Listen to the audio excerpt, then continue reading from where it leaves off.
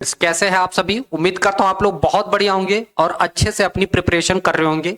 तो आज हम लोग यहाँ पर पढ़ने वाले हैं इलेक्ट्रोमैग्नेटिक इंडक्शन। ठीक है, तो ये जेई नीट और सीयूटी सब तीनों के लिए होगा। ठीक है, प्लस जो क्लास 12th में बच्चे आए हों उनके लिए भी है। ठीक है, तो बहुत डिटेल में सारी चीजें समझेंगे इलेक्ट्रोमैग्नेटिक इंडक्शन होता क्या है। ठीक है, तो सबसे पहले हम लोग उसको पढ़ने से पहले जैसे यहाँ पर बात आता है ना इलेक्ट्रोमैग्नेटिक इंडक्शन।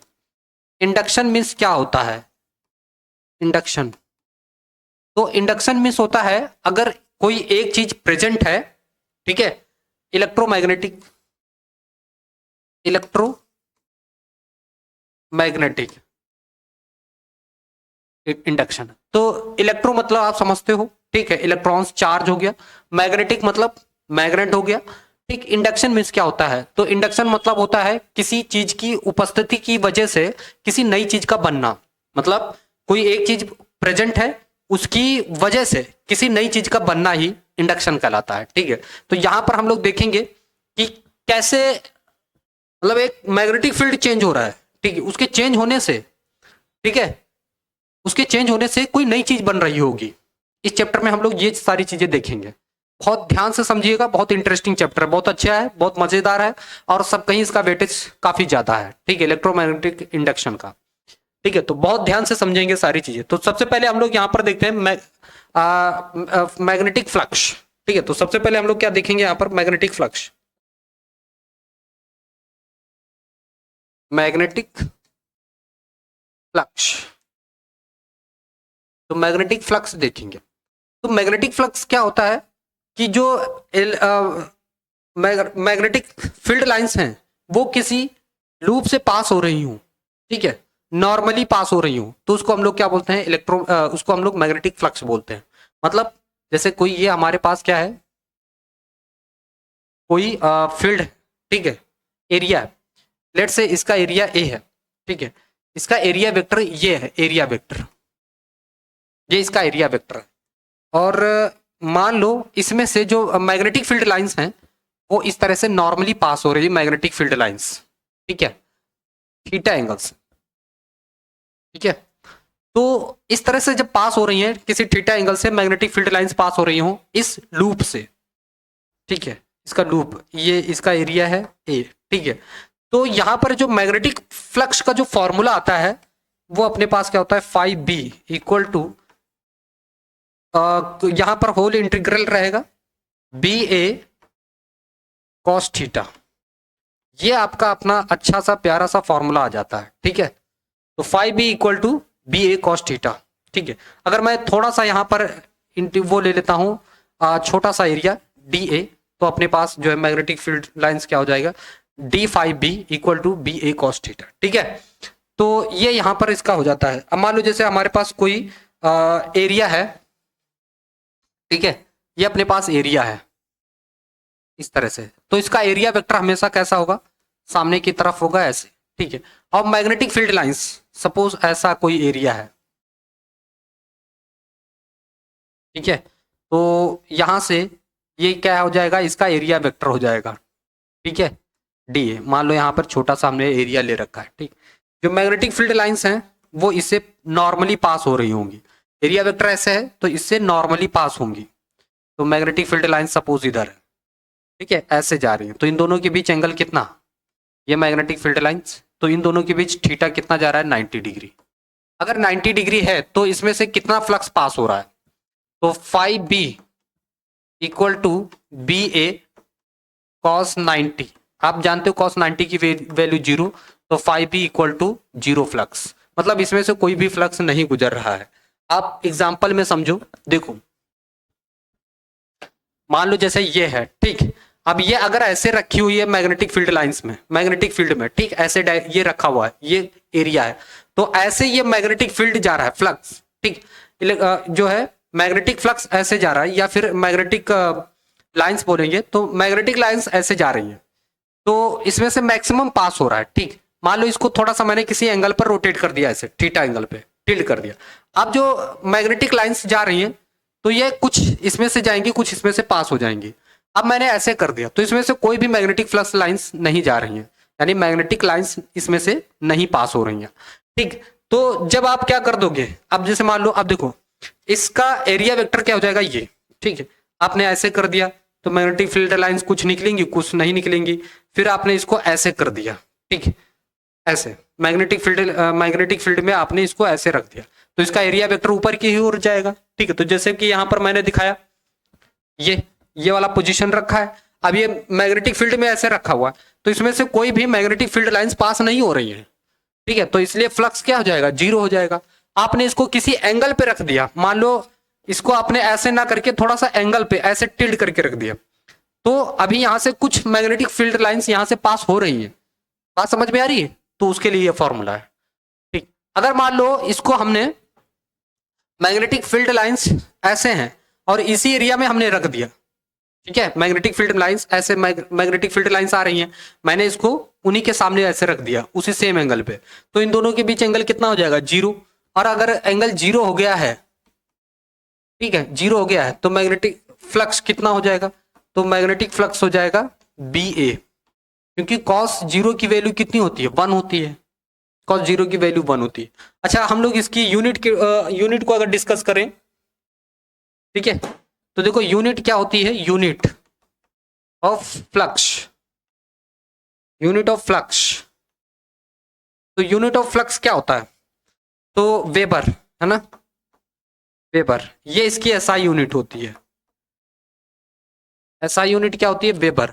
इसको हम लोग डब्ल्यू बी से रिप्रेजेंट करते हैं, है ना, वेबर को किससे लिखते हैं, डब्ल्यू बी, ठीक है। इसके अदर यूनिट्स भी होती हैं, वो भी डिस्कस कर लेते हैं। अदर यूनिट्स क्या होती हैं, तो अदर यूनिट्स, है ना, अदर यूनिट्स, अदर यूनिट्स होती हैं, ठीक है, newton metre per ampere, newton metre per ampere, ठीक, newton metre per ampere, volt coulomb per ampere, ये भी होती है, volt coulomb per ampere, newton metre per ampere, joule per ampere, है ना, ये भी होती है, क्या होती है, जूल पर एम्पियर।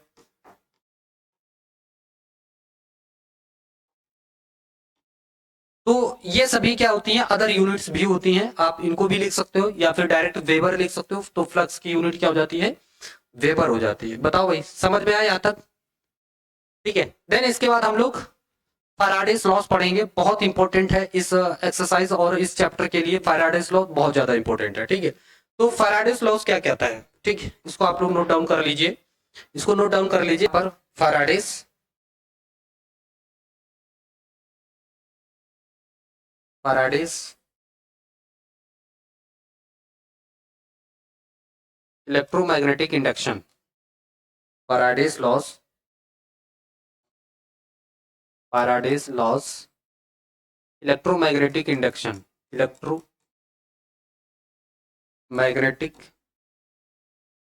इंडक्शन, ठीक है, इंडक्शन। तो फैराडेस इलेक्ट्रोमैग्नेटिक इंडक्शन, ठीक है। तो इसमें हम लोग क्या देखेंगे, फर्स्ट लॉ, है ना, तो फैराडेस फर्स्ट लॉ, फैराडेस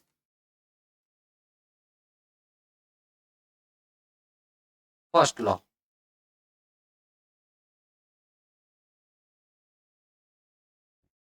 तो फैराडे का फर्स्ट लॉ क्या कहता है, तो फैराडे का फर्स्ट लॉ कहता है कि अगर किसी सर्किट्स जो एसोसिएटेड हो उसमें से अगर जो मैग्नेटिक फील्ड लाइंस पास हो रही हैं उसको अगर चेंज किया जाए तो उसके अंदर एक ईएमएफ प्रोड्यूस होता है। फिर से बहुत ध्यान से सुनिएगा, अगर किसी सर्किट से जो क्या हो, मैग्नेटिक फ्लक्स से एसोसिएटेड हो, ठीक है, तो उसमें से जो पास होने वाली मैग्नेटिक फील्ड लाइंस होंगी उस सर्किट से, ठीक है, तो उस सर्किट में जो मैग्नेटिक फील्ड लाइंस के पास होने से उसमें क्या होता है, एक जो ईएमएफ प्रोड्यूस होता है, उस ईएमएफ को हम लोग क्या बोलते हैं, इंड्यूस्ड ईएमएफ बोलते हैं। दैट मीन समझो कि अगर हमारे पास कोई सर्किट है, let's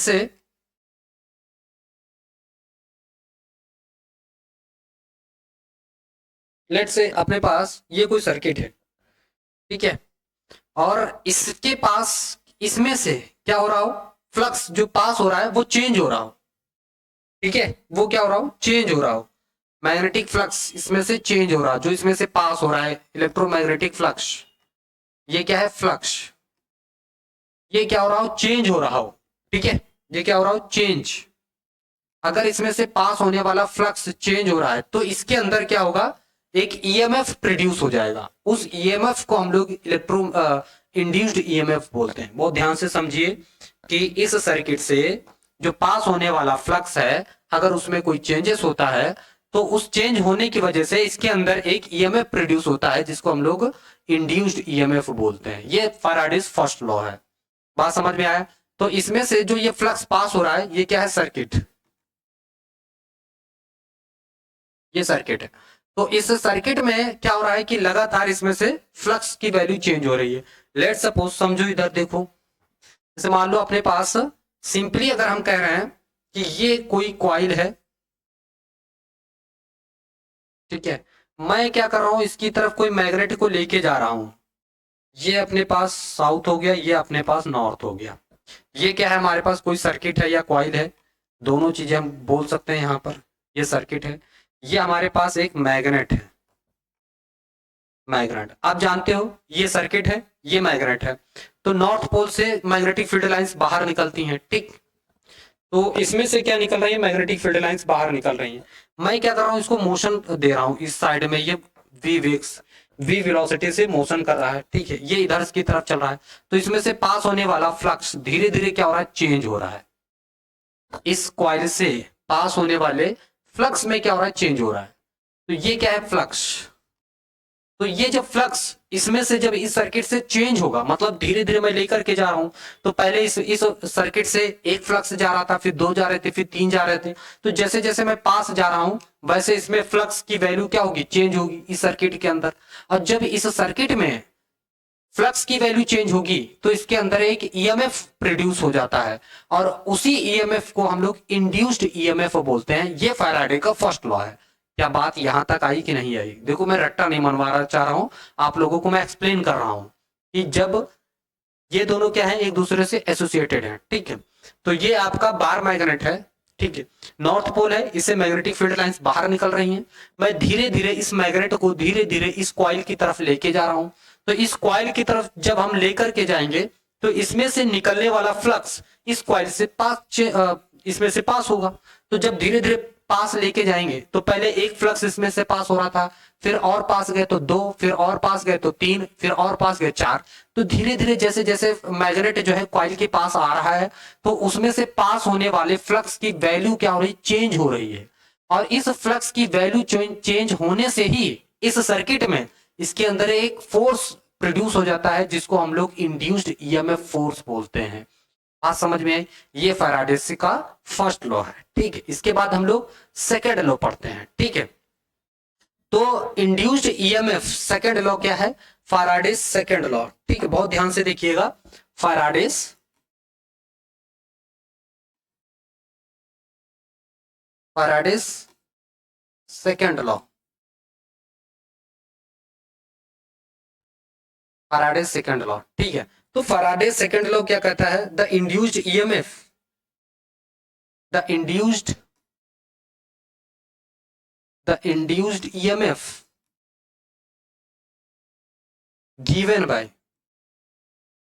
given by the rate of change of flux, the rate given by the rate of change of magnetic flux, the rate of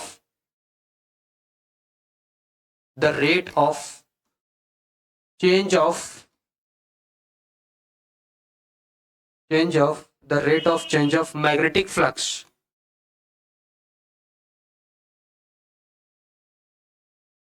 flux, ठीक है।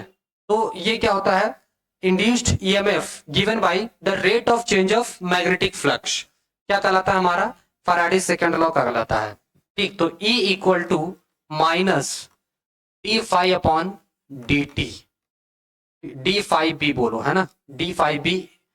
तो नेगेटिव साइन यहां पर क्या रिप्रेजेंट कर रहा है, अपोज। नेगेटिव साइन यहां पर क्या अपोज कर रहा है, रिप्रेजेंट कर रहा है, नेगेटिव साइन रिप्रेजेंट कर रहा है मैग्नेटिक फ्लक्स के चेंज होने का अपोज, ठीक। चेंज ऑफ मैग्नेटिक फ्लक्स, यानी negative sign, negative sign represented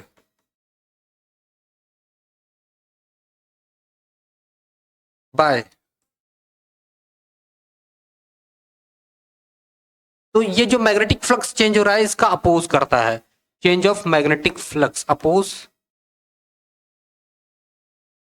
change of magnetic flux, change of magnetic flux. तो ये जो चेंज हो रहा है मैग्नेटिक फ्लक्स इसका अपोज करता है, ठीक है। ये होता है आपका फैराडेज का सेकंड लॉ, ठीक है। E equal to minus d phi upon D t. अगर यहाँ पर नंबर ऑफ टर्न्स जो है n है इस कॉइल में, मान लो जैसे यहाँ पर क्या है, कोई कॉइल है, ठीक है, मान लो ये कोई कॉइल ले लेते हैं, तो यहां से जो इसमें से इस कॉइल से पास होने वाला मैग्नेटिक फ्लक्स है, इस कॉइल से जो पास होने वाला मैग्नेटिक फ्लक्स है, ठीक, इसमें से जो चेंज हो रहा है, ठीक है, इसमें मान लो n टर्न्स हैं, ठीक है, तो इसमें अगर जो चेंज होगा तो वो क्या कहलाएगा, हमारा ईएमएफ कहलाता है। तो मान लो इसमें नंबर ऑफ टर्न्स क्या है, n, if n number of turns, इसमें क्या है, अगर n नंबर ऑफ टर्म्स हैं तो इसको हम लोग लिख सकते हैं E equal to minus N P phi upon D T. तो ये हमारा जो है यहाँ पर फॉर्मूला आ जाता है, E equal to minus N D five B upon D T, ठीक है। अच्छा, फाइव बी की वैल्यू हमें पता है, तो E इक्वल टू यहाँ पर क्या आ जाएगा, क्योंकि फाइव बी की तो वैल्यू आपको पता ही है ना, बी ए कॉस थीटा। तो यहाँ पर रखो माइनस एन, ठीक। तो यहाँ पर क्या आ जाएगा अपने पास, यहाँ पर आ जाएगा बी ए कॉस थीटा, ठीक है, d theta upon D T. तो ये एक फॉर्मूला अपना बन जाएगा, ठीक, E equal to minus n, ठीक, b a cos theta d theta upon D T, ठीक है। तो जो मैग्नेटिक फ्लक्स चेंज हो रहा है, ठीक है, उसी को हम लोग क्या बोलते हैं, यहाँ पर ये हो जाएगा फैराडेज सेकंड लॉ, ठीक। भी हम लोग देखते हैं इंड्यूस्ड करंट का क्या फॉर्मूला हो जाएगा, चलो देखो, induced current, induced current I equal to, ठीक है, तो करंट का फॉर्मूला देखो, आई इक्वल टू क्या हो जाएगा, E upon R, E upon R. अच्छा, ई की वैल्यू क्या हो जाएगी, तो ई की वैल्यू वहां से रखो, N D five upon D T into R, ठीक है, तो minus N D five upon D T into R. तो यहां से इंड्यूस्ड करंट आप निकाल सकते हो, समझ में आएगी नहीं, तो ऐसे भी दिया जा सकता है, एन का नंबर ऑफ टर्न्स है, अरे भाई ई की वैल्यू वहां से ला करके हमने रख दी, minus N D five upon D t, या फिर आप ये भी रख सकते हो माइनस एन बाई आर, ठीक है, ई की वैल्यू यहां से रखो बी ए कॉस थीटा। तो ये सभी आपके क्या है, इंड्यूस्ड करंट के फॉर्मूले हैं, इंड्यूस्ड करंट है ना, जैसा आपको कंडीशन में दिया हो आप उस हिसाब से लगाइए, ठीक, इंड्यूस्ड करंट। अच्छा, इंड्यूस्ड करंट के बाद हम लोग क्या निकाल सकते हैं, इंड्यूस्ड चार्ज, क्या, इंड्यूस्ड चार्ज, इंड्यूस्ड चार्ज, तो D Q equal to I into D T, ठीक है, आई की वैल्यू यहां से पुट अप कर दो, आई की वैल्यू यहां से रखो माइनस एन डी फाइव, ठीक है, अपॉन आर, तो ये आ जाएगा इंड्यूस्ड चार्ज, ये हो जाएगा induced charge minus N upon R D five, D T से डी टी कैंसिल हो जाएगा, ठीक है। अरे भाई आई इक्वल टू क्या होता है, क्यू अपॉन टी होता है, तो इधर आपको क्या निकालना है ना, क्यू अपॉन टी, तो चार्ज निकाल रहे हो तो आई इंटू टी, ये हो जाएगा, ठीक है, समझ में आया कि नहीं। तो यहां से हमने क्या निकाले, इंड्यूस्ड चार्ज। अच्छा, इंड्यूस्ड पावर अगर निकालनी है आपको, इंड्यूस्ड पावर, ठीक है, इंड्यूस्ड पावर, देखो यहाँ पर अपने पास ये हो गया दूसरा पॉइंट, ये हो गया फर्स्ट पॉइंट, है ना। चलो, तो मैंने क्या कहा, इंड्यूस्ड पावर है ना, इंड्यूस्ड पावर, तो power equal to E square upon R होता है। तो ई की वैल्यू यहां से डालो, उठाओ, इससे पहले ई की वैल्यू क्या थी, ठीक है, तो ई की वैल्यू यहां उठा लो, ठीक है, N square D five upon D T, इसका स्क्वायर कर लो अपॉन आर कर लो, तो यहां से आप पावर निकाल सकते हो, N square upon R D five B upon D T का होल स्क्वायर, ठीक है, तो यहां से आप पावर निकाल सकते हो, ठीक है। तो इंड्यूस्ड पावर हो गया, इंड्यूस्ड करंट हो गया, इंड्यूस्ड चार्ज हो गया, बात समझ में आई, ठीक है। तो इसको आप क्वेश्चन सॉल्व करते हैं, इसी मैग्नेटिक फ्लक्स का है, ठीक है। तो देखो यहाँ पर क्या दिया गया है, बोला the magnetic flux linked with a coil is given by an equation of phi equal to, ठीक है, और the induced EMF in the coil, तो हमें इंड्यूस्ड ईएमएफ आपको बताना है कि इसके अंदर ईएमएफ कितना होगा, ठीक है। तो induced EMF in the coil है ना, तो हम लोग क्या करेंगे, इसका फ्लक्स हमें दिया है, ई इक्वल टू क्या है, D phi upon D T, है ना, ये अपने पास फॉर्मूला था ये। तो ई इक्वल टू, अगर हम इसका केवल मैग्नीट्यूड लेते हैं, है ना, तो केवल मैग्नीट्यूड, तो D five upon D T, इसको ऐसा बोलेंगे, केवल हम लोग मैग्नीट्यूड को कंसीडर कर रहे हैं, ठीक है। तो फ्लक्स अपने को दिया ही गया है, मैग्नेटिक फ्लक्स अपने को दिया गया है, तो यहाँ से ईएमएफ अपने को निकाल देना, उसका मैग्नीट्यूड निकाल देना, है ना। तो डी फाइव, फाइव की वैल्यू डालो यहाँ डी टी, है ना, तो फाइव की वैल्यू ये है A T square plus 3t plus 5, ठीक है। इसका हम लोग डिफ्रेंशिएट कर देंगे, तो ए टू जा 16 टी हो जाएगा प्लस 3 हो जाएगा, ठीक है।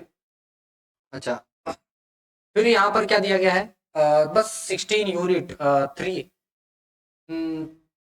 The magnetic flux linked with a coil is given by an equation, इतना है, the induced EMF in the coil. अच्छा, यहाँ पर टी की वैल्यू हमें नहीं पता है कि कितनी दी गई है, ठीक है। अगर सपोज ई की वैल्यू है ना, टी की वैल्यू यानी टाइम कितना है नहीं पता, यहाँ पर जो भी टाइम दिया रहेगा तो यहाँ पर हम लोग पुट कर देंगे, देन उसकी वैल्यू आ जाएगी। तो आई थिंक मुझे लगता है क्वेश्चन लिखने में छूट गया होगा, ठीक है, इस वजह से टी यहाँ पर नहीं है। तो फिलहाल क्वेश्चन आंसर इसी टाइप से किया जाएगा, ठीक है। मान लो जैसे टी की वैल्यू 1 2 3 ऐसा कुछ दिया गया होगा, तो यहाँ पर पुट कर देंगे, आंसर आ जाएगा। क्लियर है आप लोगों का? चलिए फिर अगला क्वेश्चन हम लोग देखते हैं। तो अगला क्वेश्चन क्या कह रहा है, अगला क्वेश्चन दिया गया है यहाँ पर कि स्क्वायर कॉइल, ठीक है, स्क्वायर कॉइल है, इसका एरिया हमें दिया गया है। तो एरिया कॉइल का दिया गया है कितना है, 10 की पावर -2 मीटर स्क्वायर, ठीक है, ये एरिया दिया गया। Is placed in perpendicular to a uniform magnetic field of intensity, इतना दिया गया है, ठीक है। तो मैग्नेटिक फील्ड की वैल्यू दी गई है आपको 10 की power 3 weber per metre square, ठीक है। तो हमें क्या बताना है, फ्लक्स कितना पास होगा, तो 5b इक्वल टू, ठीक है, तो बी ए हो जाएगा अपने पास, क्योंकि उसने क्या दे रखा है नॉर्मली, तो यहाँ पर थीटा कितना लिया जाएगा, 0, है ना, 0, क्योंकि दोनों ही मैग्नेटिक फील्ड जो एरिया वेक्टर है वो और मैग्नेटिक फील्ड जो फ्लक्स है दोनों सेम हो जाएंगे, ठीक है। तो इस वजह से एंगल कितना बनेगा, 0, ठीक है। तो यहाँ पर हमने 0 रखा, cos 0 की वैल्यू 1 हो जाती है, तो 5b इक्वल टू बी ए आ जाएगा। यहाँ पर रख लो, तो ठीक है, तो यहाँ पर अगर हम लोग रखते हैं 10 की पावर 3 इंटू 10 की पावर -2, तो ये अपने पास आ जाता है 10, तो 10 वेबर पर मीटर, 10 वेबर आ जाएगा, ठीक है। तो ऑप्शन अपना ए करेक्ट हो जाएगा। तो फॉर्मूले वगैरह सारी चीजें अच्छे से याद रखिए, ठीक है। और आज के लिए हम लोग इतना ही करेंगे, इसके बाद हम लोग जो है लेंस लॉ और उसके आगे बढ़ेंगे, ठीक है। तो इस पर क्वेश्चंस और भी प्रैक्टिस कर लेकर के आएंगे, ठीक है, आप लोगों के लिए। और जो हमने आज फैराडेस के दोनों लॉज पढ़े ये बहुत ज्यादा इंपॉर्टेंट है, तो इतना याद रखिए। Thank you for watching my video, और इस टाइप के क्वेश्चंस आपको मतलब टॉपिक्स आपको मिलते रहेंगे। Thank you for watching my video, thank you.